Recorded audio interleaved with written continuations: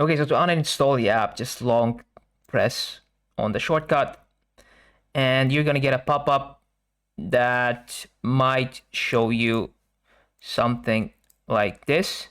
So I don't have it. This is an Android. In my case, what I have to do is I have to long press and then drag it all the way to the top, and then drop it on top of uninstall, and then hit OK.